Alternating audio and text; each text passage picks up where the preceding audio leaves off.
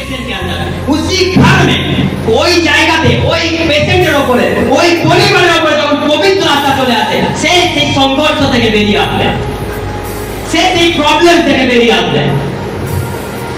but আগে আপনাকে পবিত্র আত্মাকে আহ্বান করতে হবে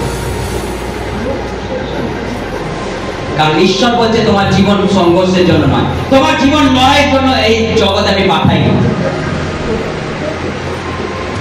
অনেকে বলে যে না আমাদেরকে লড়তেই হবে আমরা গরিবে জন্ম নিয়েছি बट क्यों जब आप नेगेटिव बोलते हैं तो नेगेटिव आपका परिवार उसका बंद नेगेटिव में जिएगा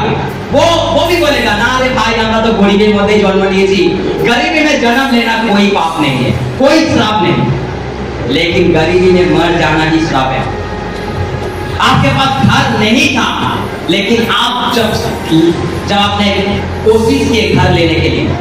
आशा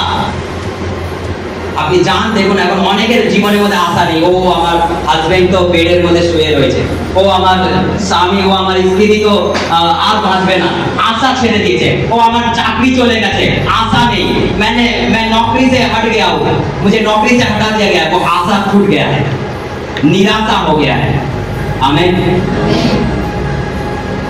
जो निराशा हो जाता है परमेश्वर उसे आशा देता है पवित्र आत्मा आपको आशा देते कि होगा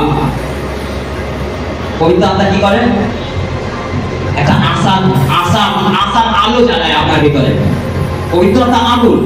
পবিত্র আত্মা একটা আলো পবিত্র আত্মা আপনার ভিতরে আশার আলো জ্বালিয়ে দেয় যে না আমার হবে এত বছর হয়নি